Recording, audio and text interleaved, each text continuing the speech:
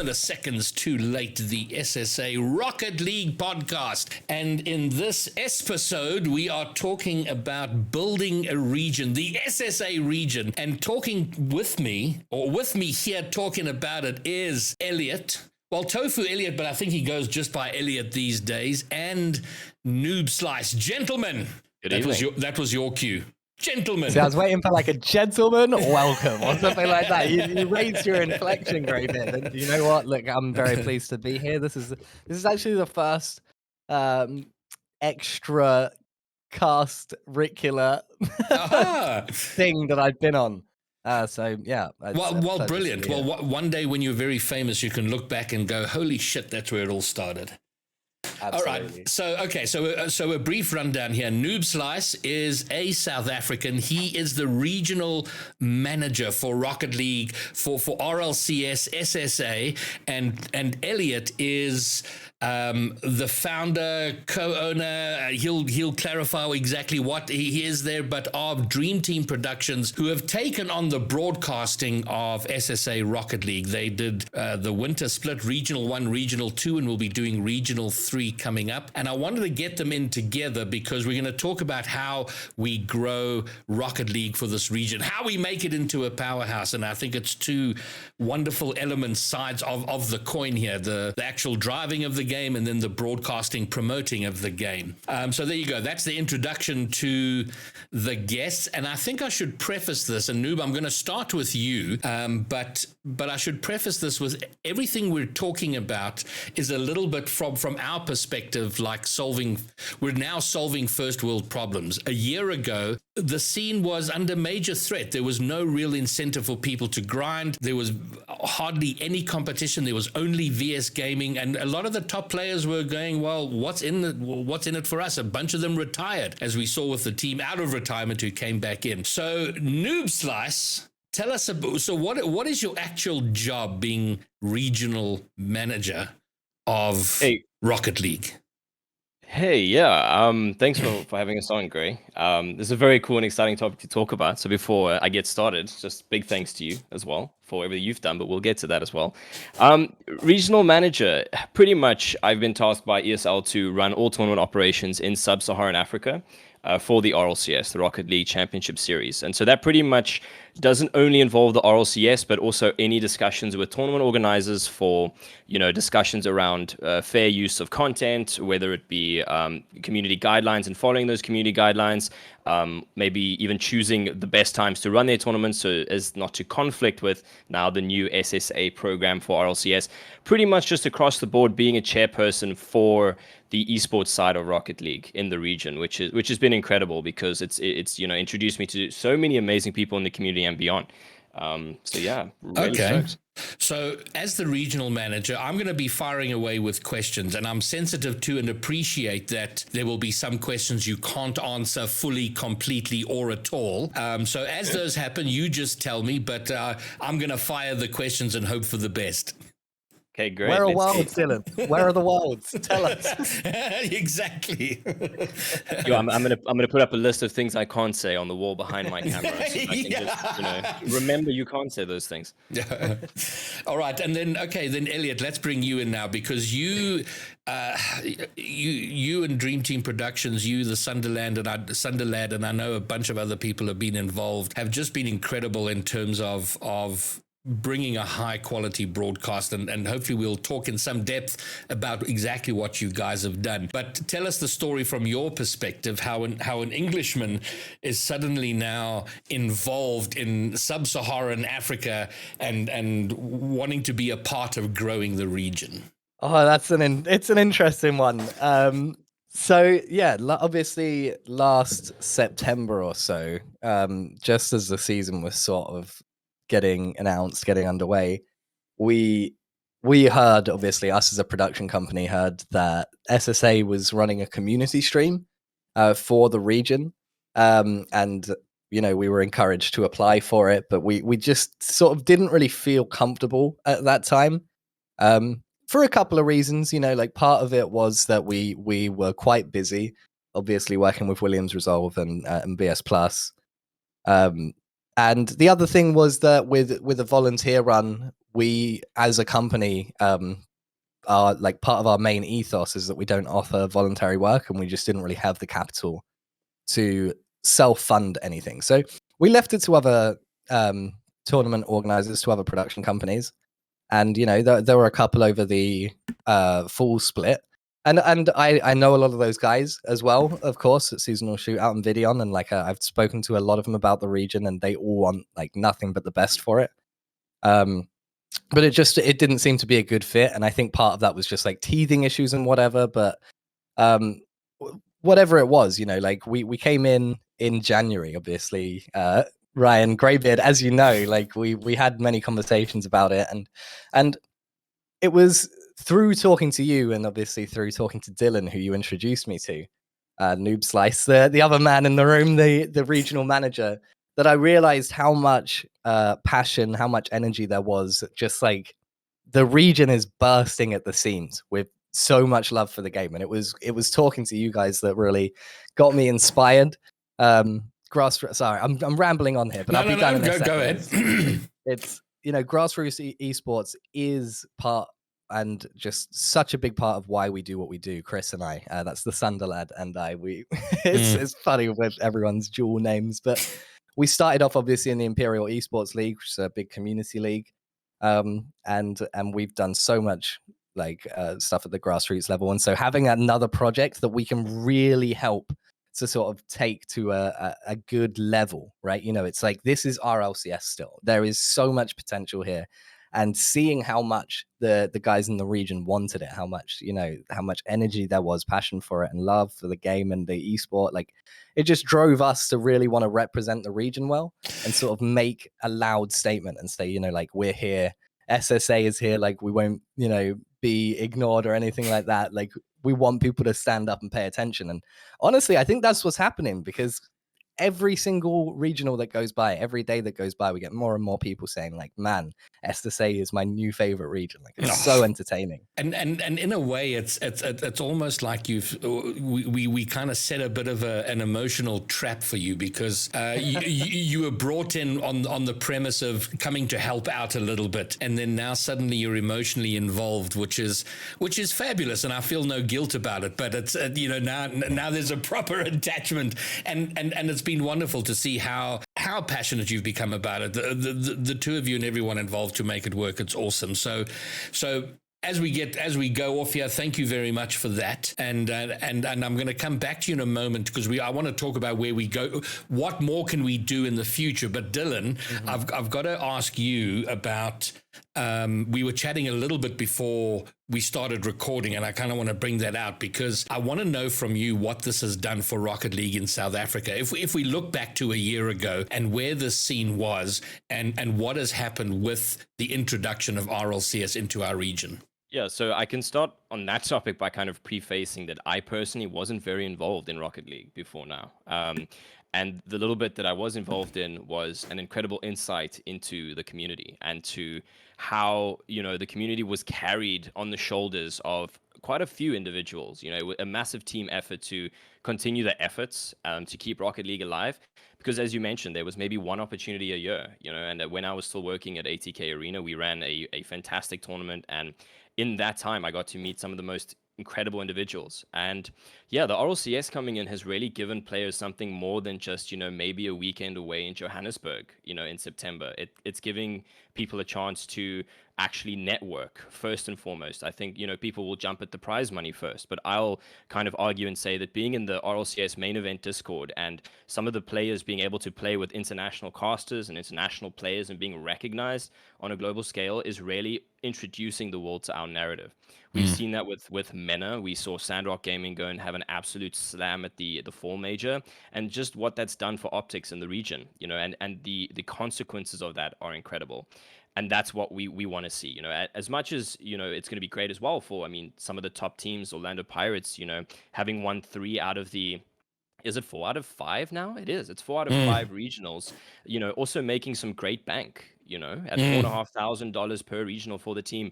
There is that opportunity. But beyond that, I think it's just incredible that, SSA is starting to become recognized as a region, and that'll open opportunities for teams and players just beyond, you know, even prize money. Okay, great. And so what we have, again, just to emphasize how different the scene is now to what it was 6 months ago, you know, when there was nothing. Now suddenly RLCS. But now we've gotten over the excitement of that, of wow, we've actually just been seen. You know, we've been noticed in the corner of the room.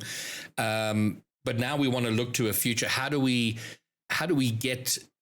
Noob, a few conversations we've had, you know, you're trying to get much greater numbers of teams signing up for the qualifiers, so a lot more people, and that's been a bit of a struggle getting the game to the people. So we need thousands of people coming in at the bottom. So Elliot, if we can start with you, and I don't know how much you thought about it, but how, from your end of things, and I'm going to come to Dylan about how he thinks it can grow, but how do we grow a region? And I love the tagline, and I think you came up with it. I hope I'm not miscrediting that. Is, you know, smallest region, biggest hype, and it's so true. And we're so desperate to show ourselves in the world.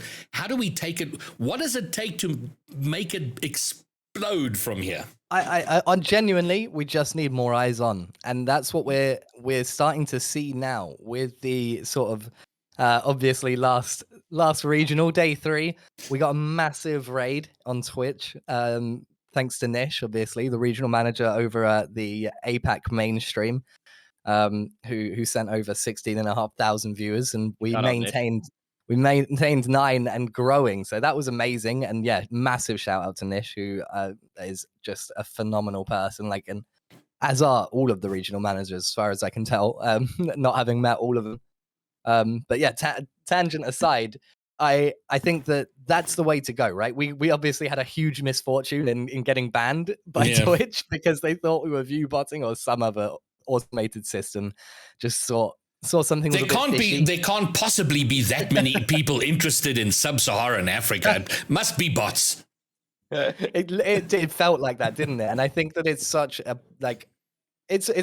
I think it'll be a good thing when we look back, right? Because it's just such a funny part of the underdog story that has been SSA development. And, you know, it's part of what makes the region so attractive. And that's why I say that the only thing we need is eyes. Because for the same reason I was saying earlier, that every person I speak to, like, and the same with me, of course, is I didn't know what SSA was. I didn't care about it. And now I've watched it and I've seen how much love there is. And it's just captured me emotionally, you know, and that happens to people as soon as they get exposed to it. So how does that help us? So, okay, so let's say the 3rd regional, we get rated again, we get 10,000 viewers. How does it help sub-Saharan Africa if 10,000 non-sub-Saharan Africans are watching our stream? Oh, so like it's just... You know, obviously, money, it breeds money, right? And it's the same with everything, right? If you can get more numbers in terms of viewership, then on a just simply financial side of things, right? It's going to be a lot easier to grab a sponsor and get people on board financially. The more financial backing you have, the more you can pay your production staff, the more stuff you can do on the production end, the more you have available to you to do things like extra tournaments, right? Non-RLCS related tournaments. Maybe we could start hosting a big sub-Saharan African like inter-country tournament, or you know, the ideas. Yes. There's so much to do, right? There's so much, but the problem is money, right? It's capital. Where are you financing this from? Because the sad, simple truth of life is you got to have money to make money, and so with that exposure, you know, it comes all of the things that you need to financially drive a region, and it becomes a you know, sort of propelling vehicle. But you can't have that if you don't have a region that is going to capture the hearts of the people who are exposed to it once they are, right? And that's what SSA has in buckets and spades. It's such a region full of lively, it's really authentic. That's the word I'm searching for, right? I hear this a lot. Is like, it doesn't feel corporate at all, right? It doesn't have this like corporate gloss. It has something where all of the people on the panel, the production, all the people working behind the scenes, all the admins really genuinely care about it. And our feedback is that people can feel that. They can just feel that energy in the streams, in the productions, in the gameplay. And it just makes it so emotionally addictive. Jesus, Elliot, you're sitting there talking, and I'm now getting excited about a region I'm in. I love it. I'm already excited about it. It's fantastic. Okay, well, it bears mentioning, since you've raised the issue of money and finances, that up to this point, Dream Team Productions have self-funded this, and what that means. And you mentioned the point very briefly as you started talking that you don't do sort of free productions where you get people to work for nothing. So everyone involved in terms of talent and designers and people behind the scenes are being paid, and they're being paid out of pocket at this point by Dream Team. So it's not just an emotional investment. I mean, there has been proper commitment in terms of money. So it bears mentioning, and props and Elliot to you and Chris and the Dream Team peeps. Thank you very much for that. I don't want to belabor it, but it's acknowledged, it's seen, and thank you. And then now, Noob Slice, over to you for what are your biggest challenges in growing the region from a player-based point of view, from finding teams to get involved and sign up for qualifiers? So it all kind of plays into each other, right? If we have a more persistent coverage and we get the hype and, word of mouth about the region, then players will hear about it, communities will hear about it, news articles, podcasts, anything that will raise awareness will sort of indicate towards players, teams, and countries that they can participate. From outreach, we are not actually able as regional managers to do outreach on an official level to get more teams in, because we're not part of the official communications team, and there's just some legalities around that we were warned about quite early on taking the post of regional manager. But that being said, we've still gone behind the scenes and we've still sent some DMs, right, to some people to say, hey, we've seen such massive growth with Reunion, because we have one of our admins is super involved in the Reunion esports scene and has been able to put out messages and constantly jump onto boards, and has gotten banned from a couple of Discords and Facebook groups because they've made that effort. But as well, I think that the optics again is what's important. It's important to know that the reason why funding for broadcasts and everything is so kind of tight this season is because we don't have an official broadcast with Psyonix, if that wasn't clear to anyone listening. And that's because we've been given the opportunity as a almost non-full participant of the RLCS, where we are being given prize money, no spots at the majors, no official broadcast, but we do have 2 spots at the wild card at the World Champs. So also it's important to note that we are almost a trial. This is a trial for our region to get complete inclusion, and when we do, and when we're included on the social media plans and things like that a little bit more, that's when we'll see the growth of numbers in a huge way, because we'll be able to reach the fan that's played Rocket League from since they were Bronze 1 all the way up to GC or SSL or whatever they might be. And that is how you get people excited. Direct outreach is not always as easy as it seems, because we don't have the people necessarily in certain regions. But I believe that, through what Elliot's doing and what DTP is doing and working with us, is they're accelerating that process. And that's why our partnership has been what it has been, extremely organic, extremely wholesome, because I sat back and I felt quite useless for a while. I felt very inadequate because I'm not able to bring numbers and people to or hype to the region as a regional manager, because I deal with registrations, and that's about the extent of it. So yeah, now that we've got Dream Team Productions on board and we have this understanding and relationship going forward to build the region, we're now able to put a lot of cogs spinning, which are now going to grow those numbers. To have PWB, shout out to those guys, incredible Rocket League team from Union, to have them do what they do on a stream, right, at the level of production the DTP put it on, has now gone and inspired Reunion teams. I've had a Reunion person reach out to me and say, hey, love the stream, can we perhaps get a French broadcast? Yeah, yes. That just goes to show you that the small bit of influences spark larger influence, or maybe not larger, but other nodes of influence. So, just to summarize it, at some point we'll get the official green light in terms of being fully publicized by Psyonix. Until then, I think that what we're doing with DTP is a great way of growing it and growing hype. Okay, well, you alluded somewhat to our status now. We're sort of being supported, but we're not like a full member nation or whatever the terminology would be. Gregan on a stream about 3 weeks ago sort of casually mentioned, oh yeah, it's going to be restructured in the new season, and there's going to be the involvement of SSA is going to be different. So tell us what you know about that, Noob Slice. I plead the fifth. But honestly, I have no knowledge of future plans for SSA. But I do Okay. think that the region has shown this season so far. Right, we're about to end the second leg of 3 legs. It's shown that it can maintain a good roster of RLCS pointed teams. And because of that, I think that we are in good shape to be able to have major spots, even if it's one, even if we need to maybe go into some sort of qualifier with maybe some of the other minor regions to be able to get a spot. I cannot, though, comment on any official plans. I have not been made privy, nor would I be at liberty to share that information. Sure. But it would be really great, I think, and I think the region has shown that it is ready for that step up. And I think our performance at the wild card will also pretty much make a good statement. You know, that we've got teams that are able to compete at the highest level, and that having those spots at the major will be that draw point. It'll be that negative vacuum that will draw teams up from the high schools, the grassroots, the entry level players, all the way up to the tier 2, tier 3, tier 1.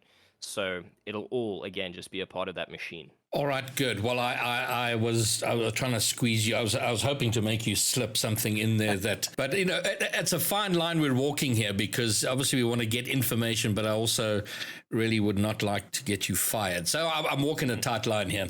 I do think, and what's come across to me is we've at least been given a seat at the table. It feels a little bit like the kids' table. Like when you go to a party, there's that sort of small plastic table where all the kids are sent so the adults can talk amongst themselves. But we're in the room and we have a seat, and now we've got to do our part, which is get as much hype going through on the ground work, the sort of stuff you would do, Noob Slice, and trying to get teams signed up and get more registered, and running an excellent tournament.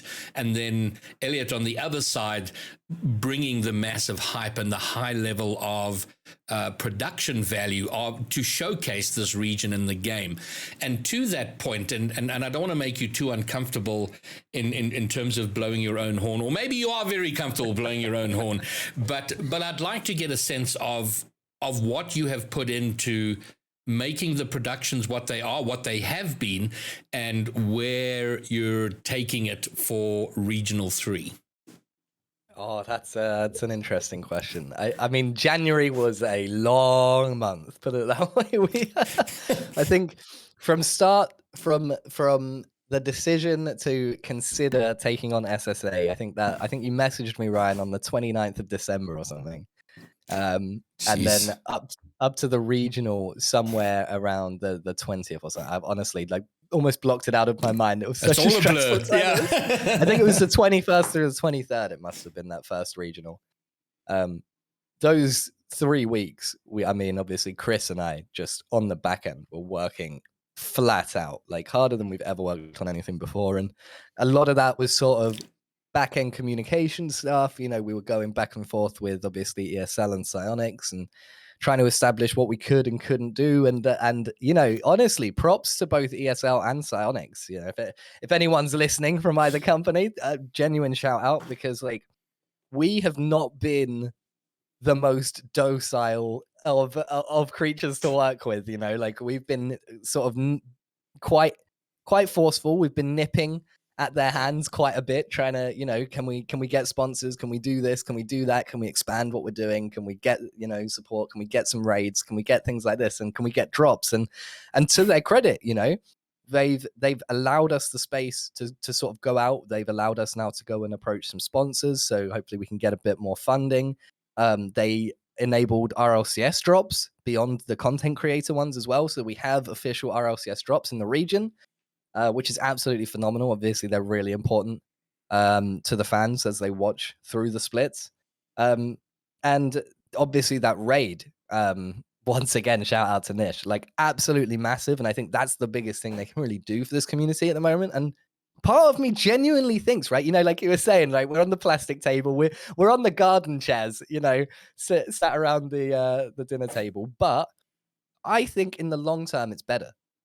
Because what we've got is and Dylan, this is the perfect word for it that you used earlier, is it's very, very organic. It has flowed forth from the sort of from the spring of the endemic talent of, obviously all of you guys who are super invested from the region, and it's captured people who genuinely want to support the region and help it grow. And I think we're all pretty confident at this point that it will be taken into the fold and it will get an official channel, whether that is next season or not. We won't know until later. But I think that once it gets that, it's going to have something that the other regions didn't have to the same extent. And that's the level of hype and genuine, authentic love for the region that came out of a product of its sort of organic seeding.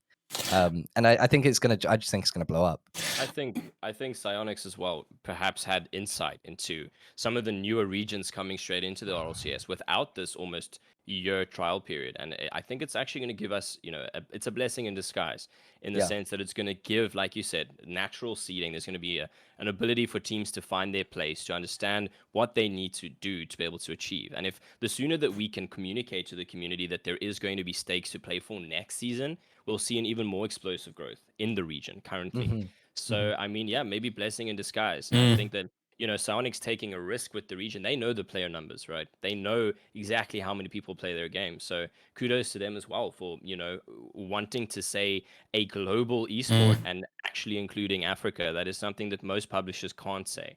We've got good things to look forward to. Yeah, and it bears emphasizing that was really huge, because probably if they looked at the numbers, they would have been justified in excluding SSA for the time being and saying, we'll relook at it in a year or whatever. But they went, you know what, let's at least extend, let's support and see what comes of it, and which makes this even more important, that we take that sliver of opportunity and just become a voice that can't be ignored, which I think we're doing very well at. And Elliot, I have to just address the one of my favorite innovation in the broadcast, and I'm going to be so surprised if it's not copied the world over. Is the stats corner? It is such, they've been stats people who sort of feed live stats to the casters, so casters can say, oh, to die for used this much boost, or Snowy's moving faster than the other players, which is wonderful as a caster, but to bring them in as their own segment has given so much depth to the game. And if you're a stats-minded person, it's just... it's a statsgasm, really, because there's so many things to talk about, and yeah, so big props to you, and I'm hoping that feature continues into Regional 3 and beyond. Yeah, oh well, it definitely will be, and we have various other innovations that we're intending to bring forward. And you know what? This is exactly what I mean when I say that I think, in a way, it is a blessing in disguise. It is going to benefit the region in the long run, because we have a freedom that ESL don't have, right?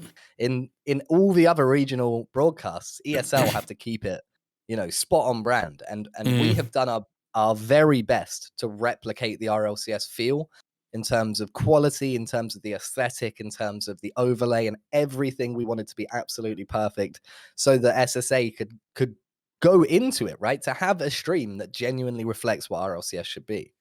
But beyond that, we have our freedom to innovate. And that's something that really, really inspires me. And, it stemmed from, actually, obviously, we have Joe and Taylor, that's Actional, and Jota, our statisticians, and we brought Achinal in as our statistician, and he just couldn't do one of the days in the first regional, so he asked Jota to cover for him, and then we thought, we already knew that Jota, for example, is a caster, and she's a host as well, and so we knew that she could be comfortable on camera, on the mic, and we thought it'd be great to get her on the show as well, but we don't really have any spots right now, right? This is the problem. There's so many upcoming talented members on the production community, casters and everything, that we want to give shots to. We want to help build hype.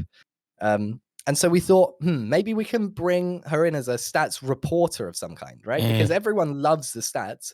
The casters are loving them. It really adds depth, but the casters can't use all of the stats, right? Yeah. I mean, a lot of people don't realize, because they are never going to see it.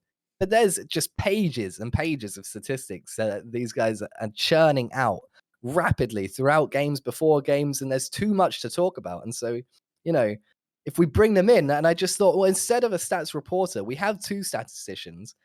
what if we have some sort of segment, right? And then it all kind of came together. Dictionary Corner, obviously, is the segment in Countdown that it was sort of, we got the vibe from. And honestly, I think that Jota and Joe are just such wonderful hosts of Stats Corner. They have a perfect vibe and they're rocking it. Everyone has positive feedback for this. And yeah, I have no doubt it's going to be copied by all the other regions as well. Absolutely. It's and there's so much you can do with it. So the potential is fantastic. But again, let's emphasize. So those are two pretty much new talent being brought in that are being paid. They're not giving up their work for free. And right now this is being funded out of pocket. And I say that with some sort of deep hope that a sponsor has listened 30 minutes into this podcast and gone, we should be sponsoring that, but we'll see. Every little bit counts. All right, so now let's talk about the medium-term future. And Noobslice, sorry, where did you say the winter major is going to be? The winter major has already been confirmed, I believe. Where? Winter. I'm just making sure I'm not getting this. I'm so setting you up, Noobslice. I'm sorry. You're asking me things that are already public to the point where I'm just going to assume everything is public. Yeah, the winter major is 36 days away, and it's happening in Los Angeles at the YouTube. Sorry, I beg your pardon. I completely cocked up my question. My question was, sorry, Noobslice, where did you say the spring major is going to be? There we go. The crutch for the real question. Damn it! I've totally ruined it because I was trying to ambush him, and it's not going to work now. No, it's definitely not. I actually know where that is happening, but unfortunately, that's not public knowledge yet. Okay. Oh, he loves it. He loves know, right? I'd love to tell you. I really, really would. Okay, fine. Well, I know. I do know. I really, really wanted to go to the spring major, assuming, and it's a big assumption, but I'm assuming it's going to be somewhere in Europe, just given how things with the next one being in LA. But then there's going to be Worlds, and I'm assuming again that's going to be North America. I think Wikipedia says North America, but where there hasn't been confirmed. And I wanted to go to Europe to the spring major, but then, because traveling to America from South Africa is such a ball ache, it's 26 hours of travel, the massive time zone change, it's more expensive and all of that jazz. But in truth, that's where I do need to go. We're gonna have two sub-Saharan African teams over there, trying to get slots into the main event, and it just seems it makes more sense to go there. But I wanted to talk and get your thoughts, Noobslice, and then Elliot. Assuming that we sort of have Pirates and Bravado, of those players, I think two of them have been to a LAN. And I just want to, for a moment, imagine the bizarreness of having never been to a LAN, and the first LAN you ever go to is the World Championships of Rocket League. I mean, Noob, what the hell?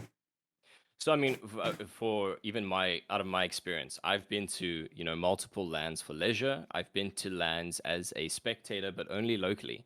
And I think, as you know, as much as I know, that doesn't compare, like, even to what international LANs look like. So even, for myself, I'll be traveling to the Winter Major, as I'll be helping there. For me, that's also going to be my first foray into a global LAN. So never mind from a competitor's point of view, I think it's going to be absolutely incredible, life-changing. And I think, again, it's going to be one of the things that's going to turn some wheels, right? They're going to come back, they're going to share their photos, they're going to tell the stories, and that's going to be another motivating factor for the top 16 teams that are already in the SSA circuit.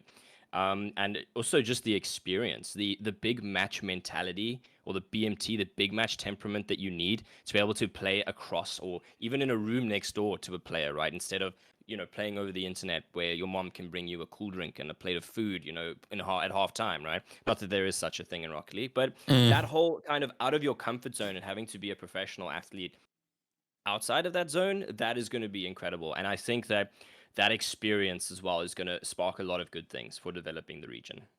All right, and Tofu, I mean, what can To Die For and Darth, who are sort of 16, 17 years old, expect from a World Championship Rocket League LAN event? bro, I don't know. I've never been to a World Championship Rocket League ladder event. You know how envious I am of everyone who gets to go to LA. I wish I could afford that. It's unfortunately, we just, you know, it's real tough. We got to wait, and I'm hoping the next one's in Europe, so I can at least go to that. But we're missing out on Worlds, and honestly, Greybeard, like I can speculate, and especially to be at that young age, it is going to be very overwhelming, I imagine, and sort of very tangentially, if you'll allow me to digress slightly, I think this is a good opportunity to sort of promote that we teach more young people mindfulness, right? And this energy of taking in a real appreciation for the present moment, because my main worry is not anything to do with Rocket League, but it's that these young people will look back in 5 years or 10 years and think like, man, I was at a world championship when I was 16 as a player. And, you know, maybe I know that when I was 16, it would have flown past me. I wouldn't have really savored any of it in the right way. I probably would have been an anxious mess the entire time. So in that sense, my only real hope for all of these young players who get to go and play on the world stage is that, you know, they have some support in terms of their wellness, in terms of, you know, their ability to really be there and to appreciate the moment that they've been given here, because this is just something else. It's gonna be so epic, and I can't wait. And the reason I'm sort of taking a deep breath and gonna find the money to go is, I just want to I want to be there and almost vicariously share their experience, and just to see them at that sort of at that sort of an event, and with that prominence and being thrust, and just to see them go through the experience, I so badly want to see that, and to be a part of it and share it with them, you know, half a degree or so removed, but how awesome it will be. And then as a comment, what I've really enjoyed as an older person involved in a young person's activity, I should say, is with the last regional, when the Twitch channel was banned, I was amazed. I got Snowy's dad and Darth's dad reaching out to me directly, like, hey, what's going on? That, you know, the sort of sense of panic of, you know, they were clearly watching their kids playing Rocket League in this really important thing, and suddenly it was cut off. And I took that was such a proud moment for me, that to have their parents, you know, like, hey, what's happening? What's going on? Where do you know that we've got to see? And Darth's dad in particular was fantastic, because he says, I can't ask Darth anything, because he closes his door and we won't see him until the tournament's over, and we're not allowed to talk to him.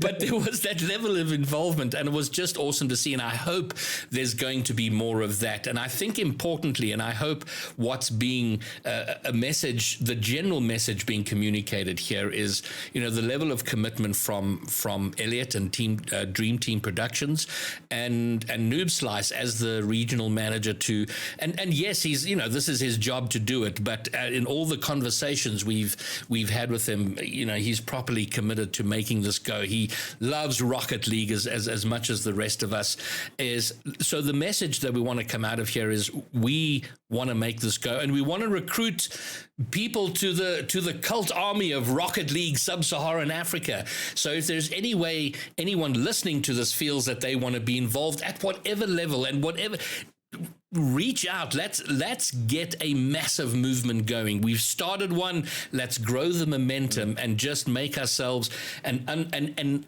a voice that just cannot be heard, ignored. You know, it's deafening to the global community. And so if there's anything you feel you want to get involved in, please do. And so as we come to the end of this now, so Elliot, I don't know, any closing thoughts?